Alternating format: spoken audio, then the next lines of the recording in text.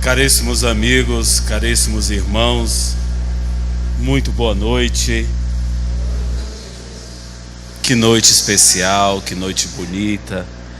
Uma noite em que se comemora 25 anos do serviço no bem, da casa de oração. Agradecemos o nosso amigo Léo pelas belíssimas canções e que nos convida a reflexão íntima, em que nos convida às vibrações do mais alto. Agradecemos a presença de todos vocês que de alguma forma dão a sua contribuição para o trabalho que esta noite completa 25 anos. Aos trabalhadores da casa, pelas diversas renúncias silenciosas, pelos diversos infortúnios ocultos, superados, as dores, diversos mini sacrifícios em favor do próximo, para a elaboração da sopa, para se fazer presente aqui na casa, para a limpeza, para a organização, enfim, a todos vocês, servidores do Cristo, que estão de parabéns na noite de hoje, o nosso muito obrigado. Agradecemos ao Luiz pela sua bondade, pela sua gentileza, sempre de nos convidar para somar aqui com todos, no objetivo de fazer o convite ao trabalho no bem. E como o Léo disse, também me sinto trabalhador da casa, também me sinto contribuinte de alguma forma à casa de oração. Desde o nosso encontro em junho ou julho de 2007, onde vi uma história a que me tocou muito o coração. Eu não lembro o nome da senhora. A nossa memória, o nosso Google aqui já está lembrando, aos senhores internautas. A nossa irmã está lembrando o nome? Angelita, que tinha uma filha também, paciente psiquiátrica obsessiva, com muitas limitações, havia sido enganada naquele mês com os recursos que ele tinha, e era um exemplo que era exortado no telão aqui da casa, no evento em que o Confrade de Cajazeiras participava, e eu apenas um médio de transporte à época, e se solicitava suportes para que pudesse contribuir para a continuação da sopa de então e o trabalho de monta que a casa estava fundada. E a gente juntou outras almas generosas, alguns companheiros de São Paulo, a quem nos ajuda na manutenção das atividades, e conseguimos, manter o trabalho de então. E as emoções não param por aí naturalmente, quando a gente vê os próprios assistidos, que em muitas visões distorcidas seriam os coitadinhos, que não somos, muito menos vítimas, também dão a sua contribuição na sopa, no trabalho, no feitio, na limpeza do terreno, na limpeza da casa, que também dão o seu óbolo com muito carinho. E também a sociedade aqui de Canidé, que costumeiramente as autoridades, os comerciantes, a sociedade civil, os moradores, que também sempre atendem os nossos petitórios, que não são poucos, nas festas comemorativas de Natal, de Dia das Crianças, de aniversariantes e assim sucessivamente. Afinal, já somos 150 famílias, arredondando, 160 famílias, um número bastante considerável. E são 25 anos do trabalho no bem. A proposta da temática da noite vem nos tocar a isso. Não importa o estágio que estejamos, não importa do menor grau ao maior grau socioeconômico, financeiro, intelectivo, ou aqui a gente possa dizer moral, não importa. Os servidores do Cristo somos todos nós, convidados, cada um na sua arte, cada um no seu departamento, os meninos aí, filho de Neuma, na tecnologia, junto ao nosso professor de história, Léo na sua beleza musical, outro Léo nas suas oratórias, Luiz no seu comando, e assim cada um, Lourdinha com a sua simpatia que não está aqui. Lourdinha está aí? É que eu estou sem óculos, viu, Lourdinha? Então, cada um no seu labor, no seu lugar, dentro do seu entendimento, do seu esforço. Vanessa com a sua simpatia, no seu bom atendimento. E aos demais que me foge o nome, naturalmente, a todos eu não sei pelo nome. E isto é muito bom. Adriana aí no suporte ao Léo, da família, e cada um fazendo a sua renúncia. Vocês imaginam, meus irmãos, que o Mestre Jesus fez um convite inovidável a todos nós, o convite do amor. Naturalmente, para nós que ainda não conhecemos e nem dominamos o amor em sua plenitude, e estamos muito longe disso, dadas as nossas imperfeições, o Mestre Jesus nos convidou ao amor um pelo outro, na oração e no serviço do bem. Naturalmente, envoltos ainda à matéria que estamos, a irritabilidade, a intolerância, a arrogância, a vaidade, a prepotência e todas as antivirtudes que todos nós conhecemos, ainda nos falam muito alto ao coração. O se sentir ofendido, o melindre, tudo isso ainda fala muito alto ao nosso coração. E eu lembro Alta de Souza, que diz assim: recebe com alegria a dor que te renova, porque a tua prova é também a tua alforria. Dificilmente a gente recebe com alegria os percalços da vida, as topadas, as agressões, as traições, o desdém, a indiferença, a calúnia. Dificilmente tudo que nos vem a atacar a alma, a conduta, a gente não recebe com alegria, quase sempre com revolta, com mágoa, com ressentimento. E é muito natural para o nosso estágio evolutivo. Mas um dia virá que iremos estar no outro estágio, o estágio do amor, de oferecer a outra face. Pensamos muitas vezes que precisamos de tudo que é externo para conquistar a paz e a felicidade. E o próprio Cristo já assevera que ela está em nós, dentro do nosso mundo íntimo. E ele diz uma coisa muito, muito peculiar: buscai primeiro o reino dos céus, e tudo mais lhe vem de acréscimo. O reino dos céus é a paz íntima, é a felicidade, é o serviço no bem, é o amor fraterno, é a plenitude, é o estado de alma modificado. Isso é o reino dos céus. E quando a gente busca de verdade esse reino dos céus, naturalmente nos tornamos felizes, nos tornamos paz, e tudo mais nos vem de acréscimo, seja o que for. Nos distraímos muito pelas questões externas, pelo dinheiro, não que o dinheiro seja mal, pela a vaidade, pelo poder, pelo tudo que é externo, nos confunde muito o nosso mundo íntimo e a busca por esse reino dos céus. Nos preocupamos muito com a vida alheia, nos preocupamos muito com o outro. Às vezes a inveja, o objeto invejado, se você abre uma rede social, aí vê as pessoas tudo felizes, em aviões, em jatinhos particulares, em roupas de marcas, ostentação em alto nível, né? E aí às vezes você é acometido pela inveja, e às vezes você inveja aquilo pela vida inteira, e aquela felicidade não dura a vida inteira. Momentos felizes sim, mas não dura a vida inteira. Às vezes, momentos antes da foto, uma discussão, uma subjugação, é só observar uma vida de vazios. Uma vida de vazios.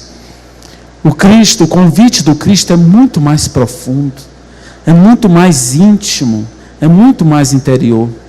No livro Evangelho segundo o Espiritismo, na mensagem que nos fala do preventivo da loucura, que é o serviço no bem. O melhor processo de libertação da dor. E quando a dor aperta, mais trabalho no bem. Não ao ponto de ser fanático, não ao ponto da renúncia, mas no limite da própria força. E é lá que está na lei de trabalho, está assim.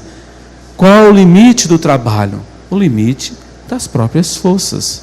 Então o meu limite é diferente do Luiz, é diferente da Neuma, é diferente do Léo, é diferente de cada um. É o seu limite. E nisso vamos conquistando o nosso reino dos céus.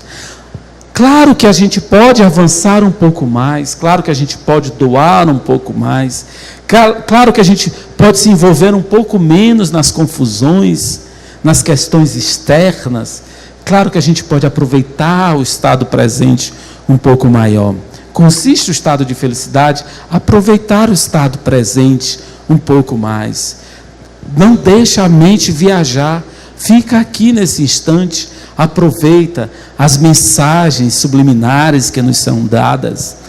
Eu disse essa semana a uma confreira amiga,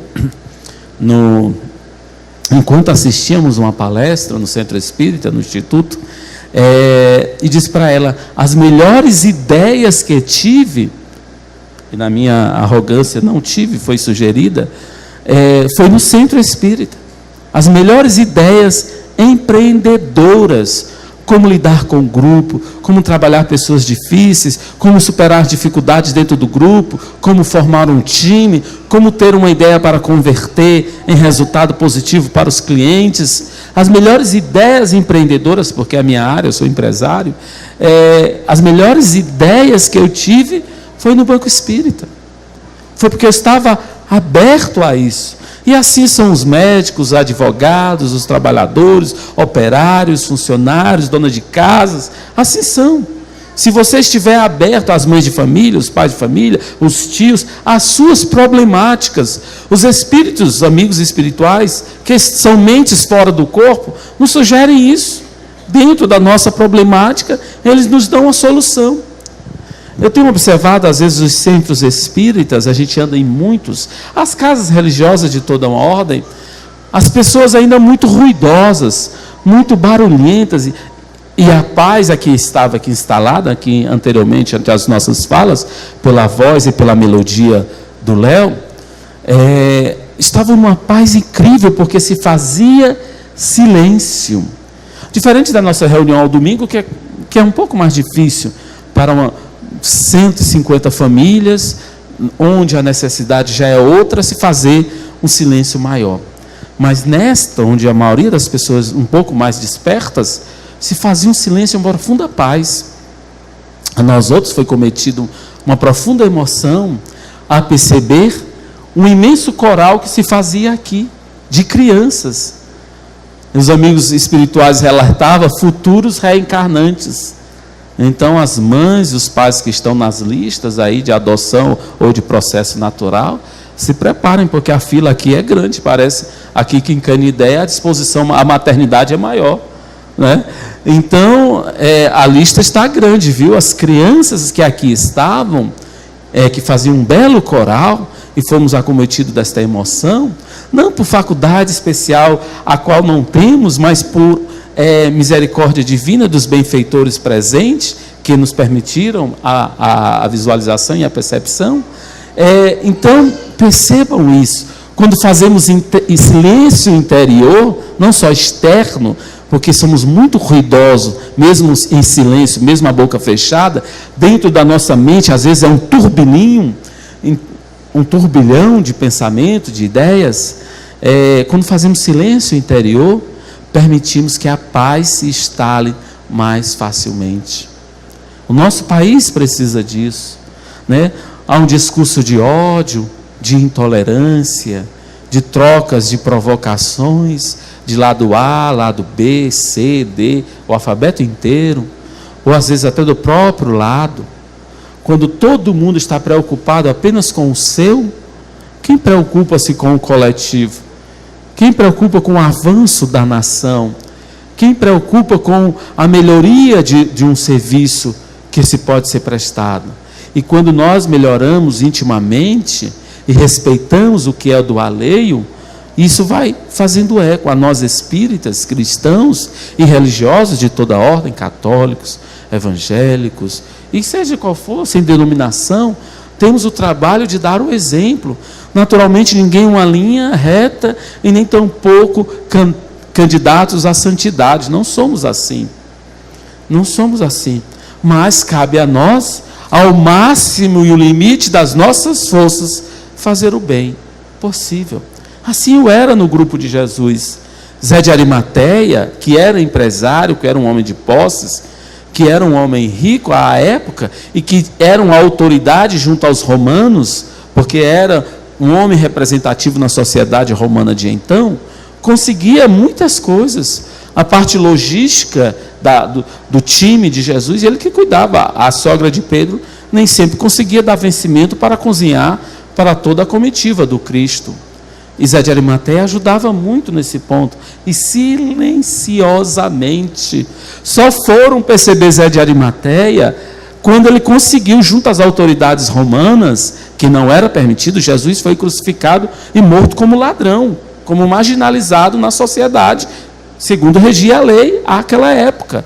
E ele conseguiu, porque sabia que o homem era bom e justo, e as autoridades assim também o eram, perceberam, conseguiu trasladar o corpo do Cristo, né, e tirar antes da hora, porque os crucificados ficavam lá para exemplos, e os pássaros comiam lá até ficar para ficar exemplo, para intimidar qualquer revolução.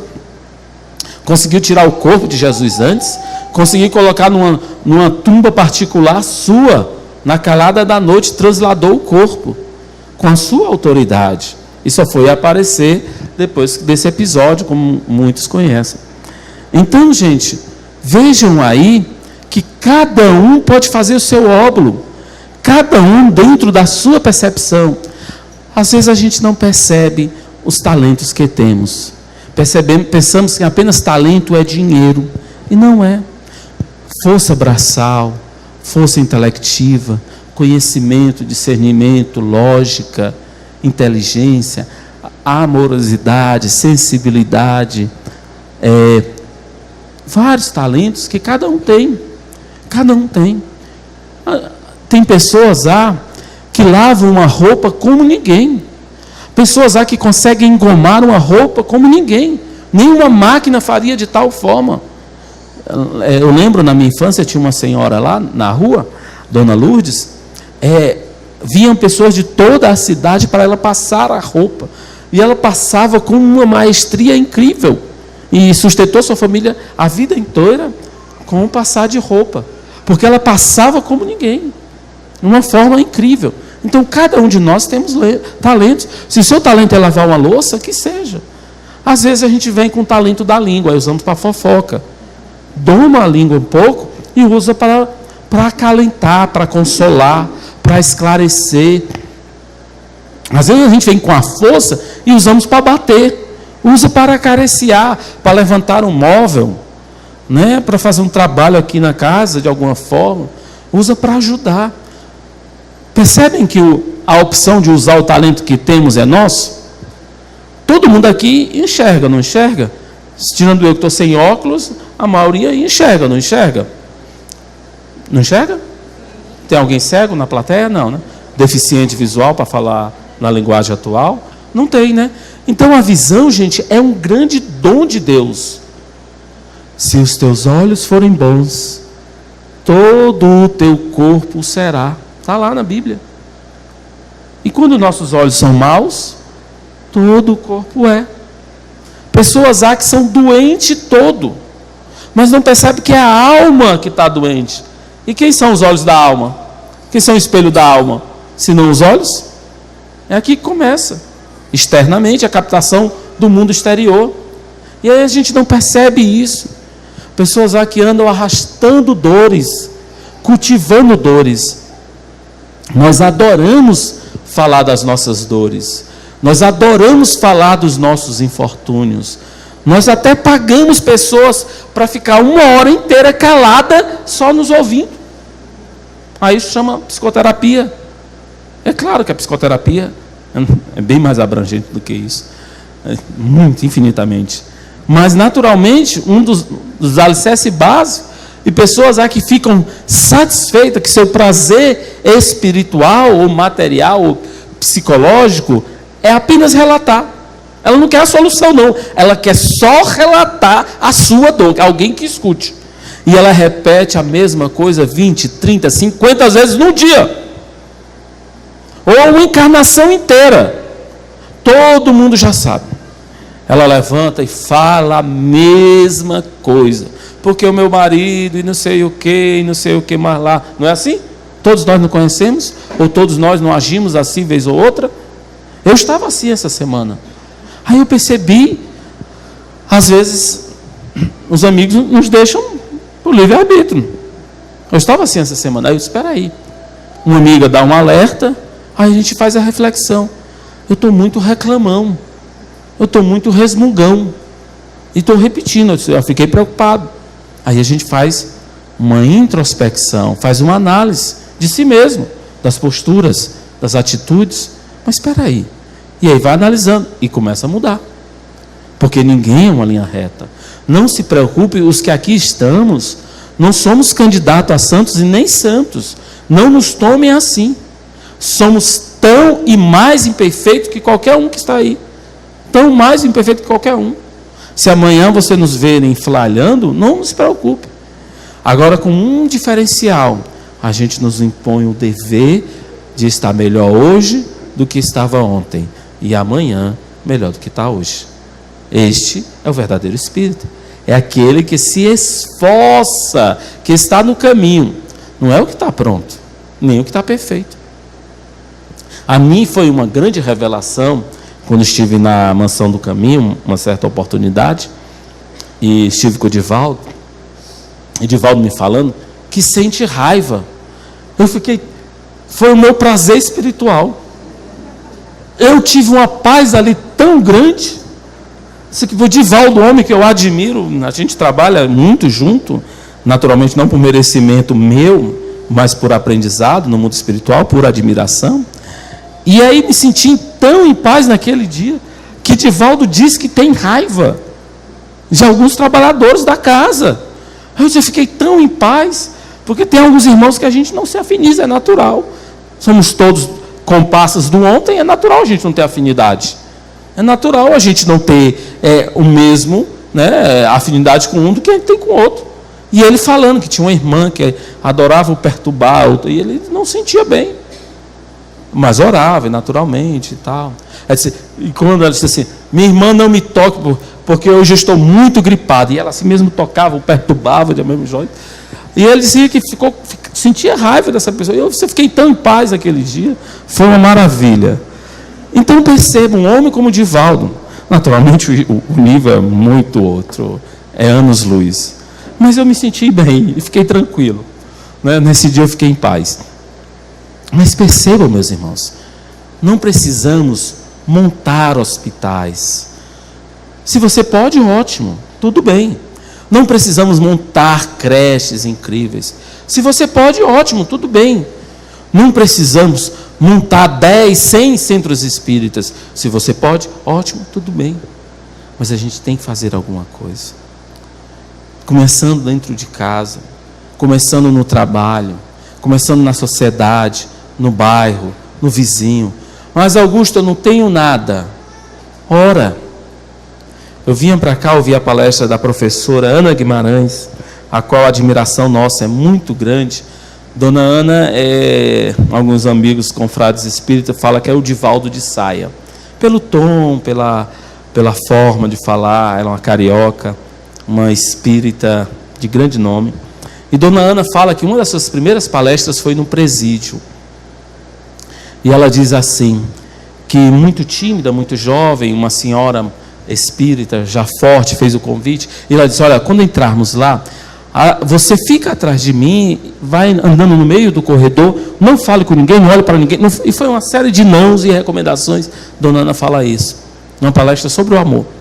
E ela não entendeu, ficou até meio preocupada, mas quando lá chegou, entendeu.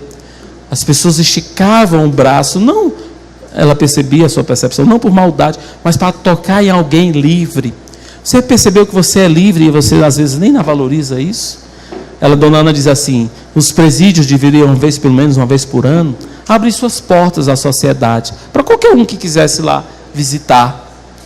Porque existem os protocolos, as questões por segurança, uma série de questões, mas deveriam abrir suas portas para que as pessoas ditas livres pudessem olhar lá, verificar como que é um presídio, um cubículo com 40, 60 pessoas, um tem que dormir em pé e depois revezar no horário, promiscuidade, imundície física e espiritual, uma série de um cenário dantesco de guerra. E como que a gente ainda pode falar de amor se a gente nem consegue conceber isso? Os nossos irmãos católicos, evangélicos, alguns espíritos, têm trabalhos belíssimos em alguns presídios, e é importante o tê-lo. Então percebam que Jesus, quando fala assim, venham todos para a minha seara, porque ela é grande, é porque a seara é grande. Poucos somos os que se alistamos nela, poucos mesmos. Os irmãos não percebem às vezes, não para colocar, mas a gente só pode falar da gente. Nós saímos cedo para chegar aqui. E assim fazemos, e assim faz. Alguns irmãos estão se preparando desde cedo para a noite especial de hoje. Desde ontem, ou a semana inteira, como disse a música. Alguns irmãos estão preparando e limparam aqui e pintaram ali, né? E se enfeitaram todo, tanto do ponto de vista físico e do ponto de vista espiritual. 25 anos, gente, é muito tempo. Num mundo onde tudo é passageiro e efêmero, né? Negócios há que abrem e fecham do dia para a noite. 25 anos no trabalho do bem é muito tempo. São muitas renúncias, são muitos sacrifícios no bem. E a sociedade está de parabéns.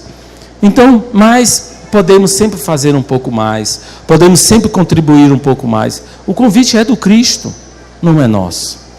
A proposta e o trabalho é de Jesus e não nosso.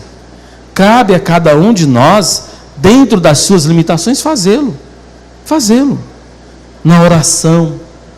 Quem de sã consciência, durante sua noite, ora pelo presídio, pelos irmãos que estão nas drogas, pelos irmãos que estão na criminalidade, pelos jovens que estão adentrando, as jovens que estão em clínicas clandestinas de aborto, pelos aliciadores, pelas autoridades equivocadas, pelo povo equivocado, pelas pessoas que às vezes tiram vantagem indevidas da própria sociedade e do próprio povo, pelos religiosos, às vezes tão atormentados.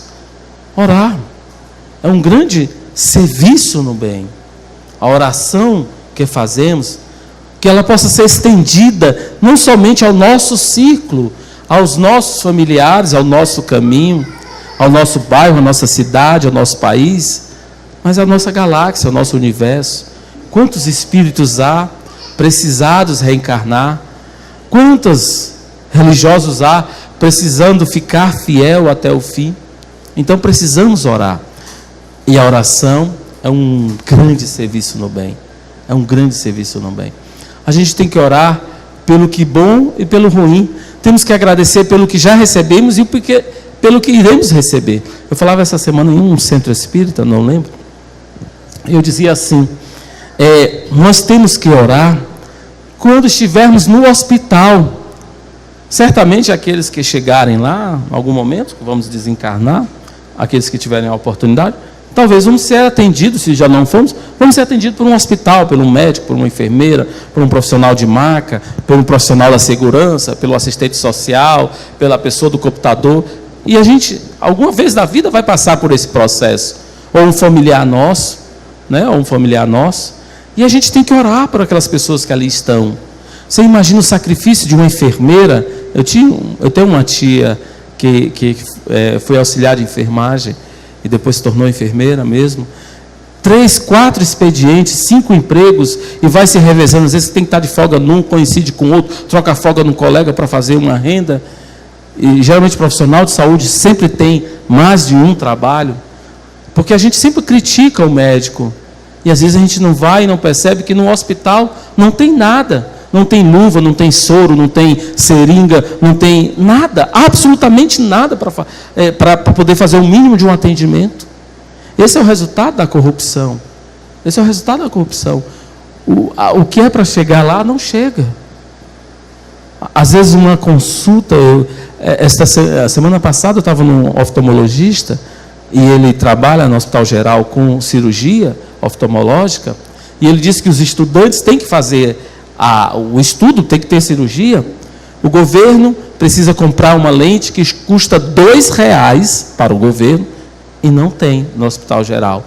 E os alunos, para poder treinar, que precisam treinar, compram uma lente importada, que é 1000 vezes melhor, por R$10, e para fazer as operações, para atender. Pessoas que estão com cirurgia marcada de cegueira, catarata básica, para julho do ano que vem. Olha o custo. A pessoa passar 1 ano cego. A gente não consegue passar 10 segundos com os olhos fechados.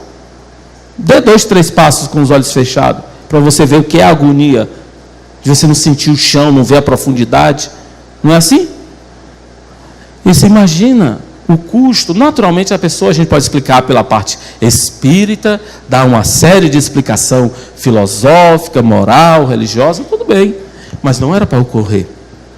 Não era para ocorrer. Numa sociedade regida pela lei do Cristo, ninguém deve morrer de fome. O regime melhor, ideal, é o do Cristo. Lógico que soa como utopia, se a gente for falar isso. Soa como utopia a fraternidade. Mas é porque as pessoas não percebem que Jesus também se indignou. Ele também apontou o erro. Ele também ficou indignado com o erro. Não com quem estava errado. Ele alertou quem errou. Vai e não tornes mais a errar. Não foi assim que ele fez? Com todos nós equivocados do passado?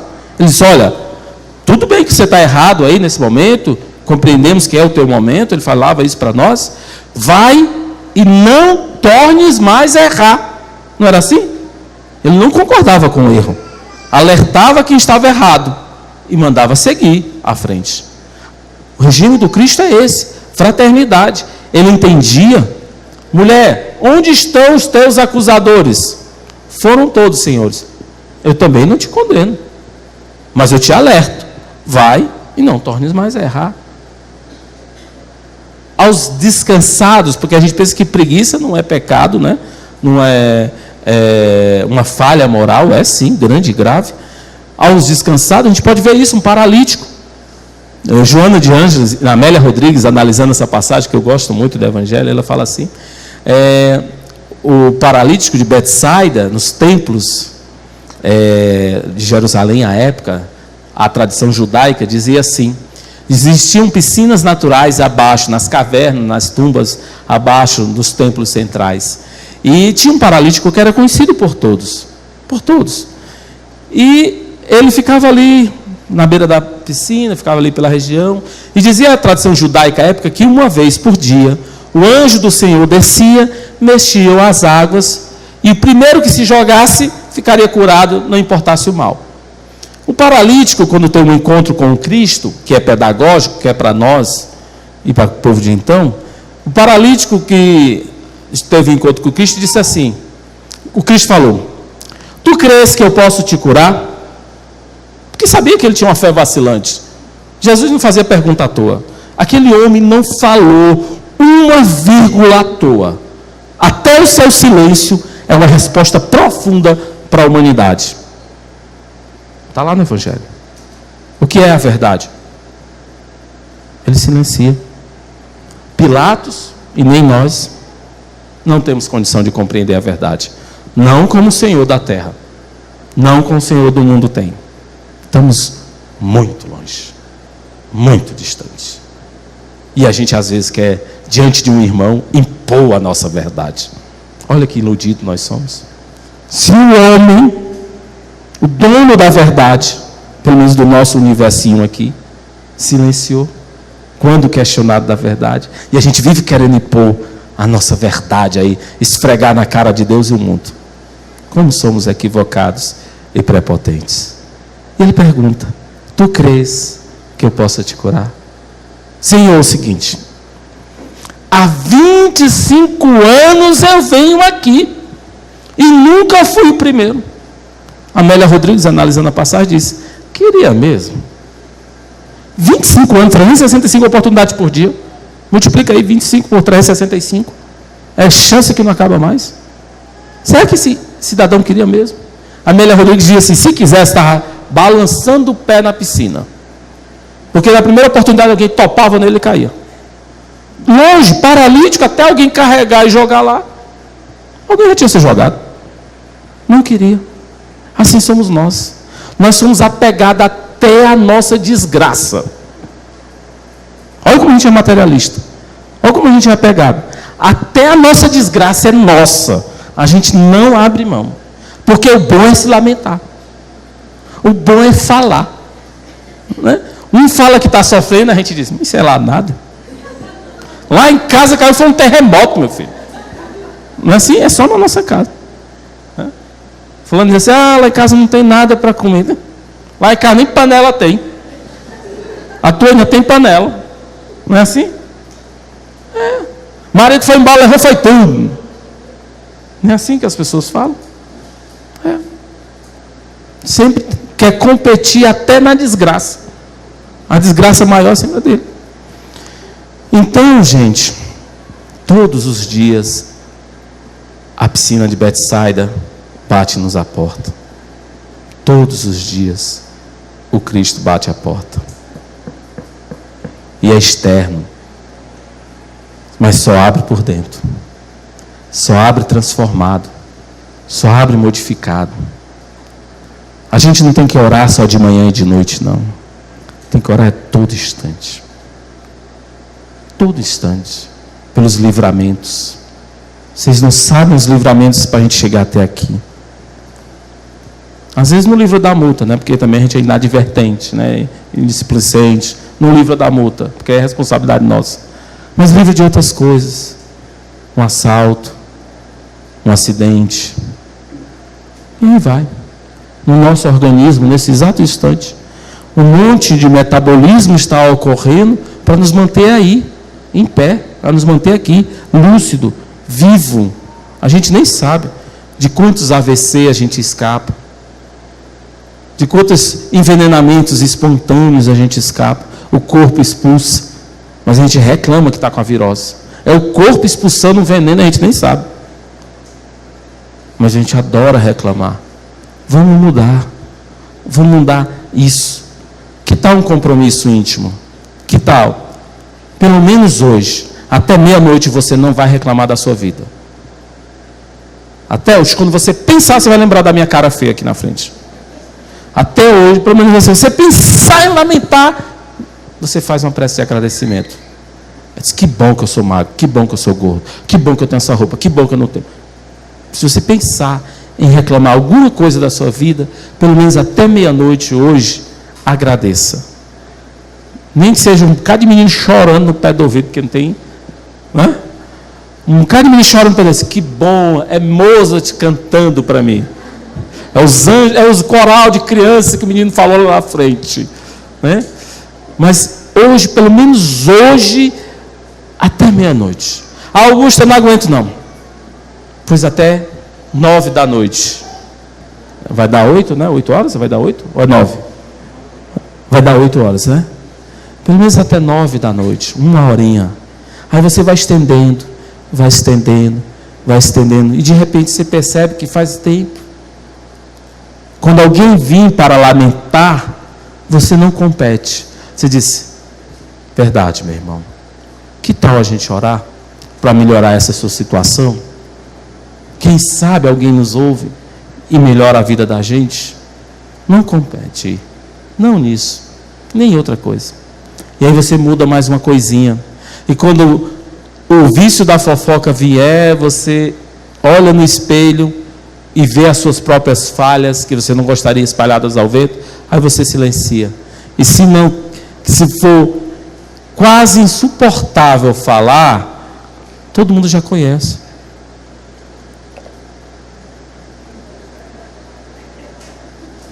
Você segura até passar a vontade. Algumas vezes você vai cuspir água fora, pode ter certeza. acontece assim. Depois, você vai evoluindo. Mas a gente tem que mudar, gente. A gente tem que mudar. A gente não pode sair à toa. A gente não pode voltar para o mundo espiritual de mãos vazias. A gente não pode voltar vazio, conhecido Consolador na terra, participar de alguma ordem religiosa. A gente tem que voltar melhor. Uma das formas é o estudo. A leitura diária, dia e turno, diária. Põe uma meta íntima. Todo dia eu vou ler uma frase, todo dia eu vou ler um parágrafo, todo dia eu vou ler 2 parágrafos, todo dia eu vou ler 3 parágrafos, todo dia eu vou ler uma página, todo dia eu vou ler 25 páginas por dia, e assim vai. Assim vai. A minha meta pessoal é essa: eu não durmo se não ler pelo menos 25 páginas de algum artigo, de algum livro, de alguma coisa edificante. E aí você, de repente, você lê um livro num dia e nem percebe, porque se torna um prazer. É ótimo ver maratona nos extremos das redes sociais hoje, né? É ótimo, não é ruim. O ruim é fazer isso a vida toda, porque torna demais. É ótimo fazer eventualmente, junta todo mundo na sala, bota pipoca e vamos ver maratona. É ótimo. É ótimo rede social. Mas se você passa 6, 8 horas do dia na rede social, porque tem pessoas que estou indo no banheiro, estou comendo, estou saindo de casa. É um hedonismo, né? A sua vida é em torno de si mesmo. Você pode olhar lá. É self, myself, self, eu comendo, eu jogando, eu pegando o outro. É eu até de trás de eu. E o outro, né? E o próximo. Então é um processo educacional. A tecnologia, tudo que vem para facilitar o homem. Eu falei para vocês de um sonho que eu tive, né, no desenvolvimento do mundo espiritual. E quando a gente conseguir mandar um WhatsApp, né, uma mensagem eletrônica instantânea, do mundo espiritual para o mundo material, quando isso acontecer, porque a transcomunicação já faz isso há muito tempo. Mas quando for mais franqueado isso ao plano material, as pessoas vão se assustar. Vão se assustar. Mas alguns não vão acreditar. Vão dizer, é fake news. O meu anjo da guarda mandando aqui a minha ficha. Que nada, eu nem fiz isso, nem estava isso.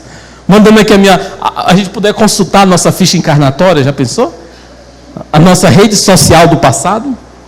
Deixa eu ver aqui como que eu estava, né? Em 1800, como que eu estava? Na noite de São Bartolomeu, o que eu estava fazendo? Né? Olha lá, você estava do outro lado da espada. Com certeza você estava do outro lado da espada. Do lado do cabo, não da lâmina. Porque muitos dizem assim, eu fui um Marte na noite de São Bartolomeu. Né? Eu estava lá para servir o Cristo. Que nada, você estava com a espada mesmo. E a gente sempre se acha que é a vítima. Todo mundo conhece a história, o chavão que fala do Chico, né? Esse Chico, a moça empolgada, que você era no tempo do cristianismo. Porque eu, Chico, eu fui um Marte, estava lá na arena e tudo. E você, Chico? Eu era a pulga do leão. Não era nem o leão, o pobre do Chico, eu era a pulga do leão. Eu brinco com essa minha amiga. Eu digo sempre assim, eu era o anão que fazia as palhaçadas lá no circo. Eu era o anão lá no circo da Roma antiga, eu era o que fazia as palhaçadas. Pode ter certeza, aquele palhacinho lá, anãozinho, era eu. Pode ter certeza, o mais palhaço era eu lá. Mas aprendi muita coisa naquela época. Então, meus irmãos, o serviço do bem faz uma coisa fundamental com todos nós: esquecer de si mesmo. Liberta-nos do eu. Liberta-nos de qualquer dor, de qualquer angústia. Muitos trabalhadores de nomes fortes no nosso movimento espírita, na história, não tinham o que comer em casa. Estavam lá no trabalho do bem. É conhecido, por exemplo, só para encerrar, é conhecido a história do gigante deitado. Agora não fugiu o nome do homem, meu Deus. Jerônimo. Jerônimo, que era forte, muito forte, era um Tarzan, e foi assistir o filme do Tarzan, porque era seu sonho no cinema quando chegou na sua cidade. E ele, às alturas dos 17 anos, ficou tanto tempo em pé que travou o corpo. Assistindo o filme, tanto tempo em pé, travou. Dali ele saiu para o hospital e nunca mais levantou. Ficou totalmente paralítico. Só mexia a boca, só falava. Daí a pouco foi um processo de cegueira. Um olho, depois outro, cegou. E Jerônimo, para vocês terem uma ideia, desta forma, rodou o Brasil inteiro numa Kombi, deitado numa maca, porque tinha um vozorão, e divulgava o espiritismo aos 4 cantos. As pessoas vinham se queixar, Jerônimo, de unha encravada. E ele falava para Divaldo, eles não me percebem. Eu sou paralítico, cego, não me mexo, dependo das pessoas, numa maca para todo lado. E as pessoas vêm se queixar de unha encravada. Percebem? É não ter um senso. E ele tinha um humor, Jerônimo, de Hereutaba, tinha um humor incrível, que foi conhecido como Gigante Deitado. Tem um livro que relata a sua história, com esse título. E ele tinha um humor incrível. Ele dizia assim, que as pessoas reconheciam, porque ele tinha um timbre de voz muito alto, parecido com o Divaldo, quando era mais novo. E ele disse, Divaldo, você não está com nada, Divaldo. Porque tudo bem, você fala, o povo aplaude, mas eu saio carregado nos braços do povo. Brincando, veja, ele brincava com o seu estado. Porque era momentâneo. Ele tinha um estágio, ele percebia, porque a alegria, gente, vem de dentro para fora. E é independente do estágio. Às vezes pessoas que são magras, esquálidas, bonitas, reclamam que são gordas. Olha para o espelho, parece que tem uma lente que engorda. E reclama do corpo. Agradece o corpo. Se você não está satisfeito, malha, fecha a boca e muda o corpo. Não tem outra regra. Vai ao médico, malha, fecha a boca e vai. Mas nós gordos sempre assim, eu não como nada. Eu não como nada. Já viu? Né? Hoje eu almocei 2 vezes e não como nada. Se alguém perguntar, eu estou de jejum intermitente. Né? O gordo não come nada nunca. Os amigos humoristas que falam, se abrir um pote de Nutella, 1 quarteirão de distância, ele sente o cheiro. E vai lá. Então, gente, nós podemos mudar. Você não é obrigado, nasceu pobre, vai ter que morrer pobre? Não. É absoluto. Pode morrer pobre materialmente, tudo bem. Mas não precisa morrer pobre mentalmente. Você pode enriquecer a sua mente. E muito. Ler é uma viagem, gente. Ler é um prazer incrível. Eu detestava ler. É horrível ler. Era horrível, era um tormento. Hoje eu posso dizer que sou viciado em leitura. Sou rato de livraria. Tem livros que ainda não li. E quando eu resgato um tesouro, eu estava aflito essa semana e peguei um livro chamado Alegria, de Osho. Não é espírita, mas muito bom. Não quer dizer que o conhecimento aqui não está dentro, não é válido. É sim, muito. E liberta. E a gente tem cada tesouro na nossa prateleira e não percebe. E a gente fica procurando diamante lá fora. A gente tem tesouro na nossa prateleira e não percebe. Tem tesouro dentro de casa e não percebe. Não é só um livro, é um irmão que você muda a lente. Aí você começa a olhar a mulher, o marido, o namorado, o filho, o menino, sei lá, o vizinho. Aí você bota a lente. Aí, oi, é você? Eu disse, é você, eu disse, é você. Eu disse, o que você está percebendo diferente? Você botou o óculos, botou outra lente. Botou uma outra lente. E você percebe diferente. Mas a gente insiste às vezes em ficar cego. A gente às vezes insiste em ficar na cegueira, em ficar de braços cruzados, em se lamentar, arregados e carregados com a nossa própria dor. É chegado o momento de mudar. Não é para o outro, como disse o nosso companheiro Alexandre essa semana. A palestra não é para o outro, é para mim, é para você, é para os que estamos presentes aqui no plano físico e extrafísico. Uma outra coisa que disse inspirado, tem que atingir e falar fundo a sua alma. Tem que começar hoje o trabalho, dentro do limite das suas forças. Não adianta você dizer assim, vou ser uma Madre Teresa de Calcutá. Não vai conseguir. Não vai. É outra programação. É outra história, é outro espírito. Ah, você Gandhi, pode bater em mim. Não vai. Pode me jogar do trem que eu... Não vai. É cada um dentro do seu limite. Agora eu vou ser uma Neuma, vou decorar o nome de todos os 150. Não vai. A Neuma tem um HD extra. Não se compare. O HD da Neuma não é igual ao seu. Ela tem essa especialidade. É um talento que ela tem. Mas você tem outro que ela não tem. E você não tem que se preocupar com isso. E assim cada um dentro da sua habilidade. Você é um excelente motorista. Pode fazer carona o pessoal aí da sexta no dia de domingo. Você é um exímio carregador de peso. Você é um excelente animador de auditório. Cadê o Cabé? Não veio hoje o Cabé? O Cabé não pode faltar. Hoje é dia de trabalho. Está lá embaixo, né? E aí vai. Você tem talentos. É só descobrir e trabalhar no bem. Então, meus irmãos, para não se alongar, perde-se nas noites dos tempos o convite de servir. Perde-se na noite dos tempos a habilidade do bem. O bem vai vencer o mal sempre. Cabe a nós fazer o esforço e estar do lado certo. Naturalmente, vivemos aflitos com as nossas questões as mais diversas. Recito para mim mesmo nos momentos difíceis um poema que aprendi um trecho de José Soares Cardoso em 1992. E sempre nos momentos difíceis recito para mim mesmo, para relembrar desta parcela divina que há em nós. E pelo sabor da própria emotividade vou encerrar com ele.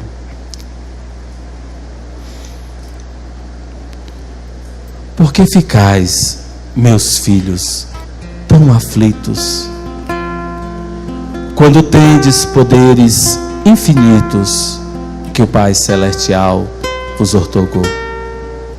O próprio Cristo, em diversas vezes assevera: vós sois deuses, sois espíritos imortais, podeis fazer o que eu faço e muito mais. Perde-se nas noites dos tempos o convite do Cristo para a sua seara. Pedro, eis aí os teus filhos. Maria, eis aí os teus filhos. Perde-se nas noites dos tempos o convite do serviço do bem. Passa mais do que da hora de voltarmos ao nosso mundo interior, esquecer as nossas mazelas, a nossa sombra íntima, de tudo mais que nos faz prender e libertar-nos para de um encontro ao Cristo de uma só vez, e encontrar a nossa plenitude e encontrar a nossa felicidade na alegria de servir. Por que ficais, meus filhos, tão aflitos, quando tendes poderes infinitos que o Pai Celestial vos outorgou? Acaso sois mais fraco que o vento, que sacudido o mar neste momento vos aterrorizou? Acaso a vossa fé é tão pequena que a fúria da borrasca não serena vos aterrorizou? No céu, na terra, em tudo existe Deus, principalmente em nós. Pede-se, na noite dos tempos, o convite de servir ao bem. E esta noite, nós dizemos sim, em definitivo. Sim ao Cristo, sim à libertação, sim ao trabalho no bem, sim ao amor, sim ao futuro promissor, sim à nossa libertação de todo o mal, que assim seja.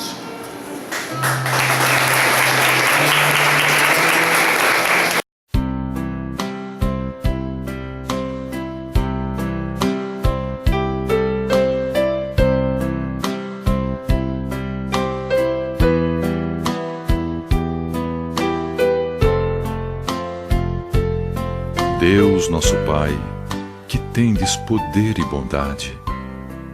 Dai força àquele que procura a verdade. Ponde no coração do homem a compaixão e a caridade.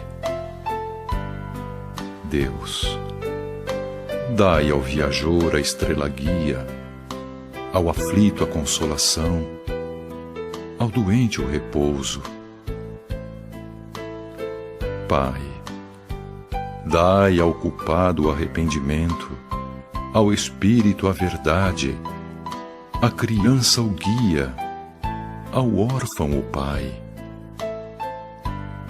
Senhor, que vossa bondade se estenda sobre tudo o que criastes. Piedade, Senhor, para aquele que não vos conhece. Esperança para aquele que sofre. Que vossa bondade permita aos Espíritos Consoladores derramarem por toda a parte a paz, a esperança e a fé. Deus, um raio, uma faísca do vosso amor pode abrasar a terra.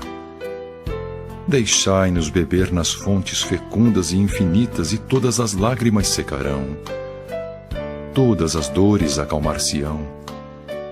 Um só coração, um só pensamento subirá até vós, como um grito de reconhecimento e amor.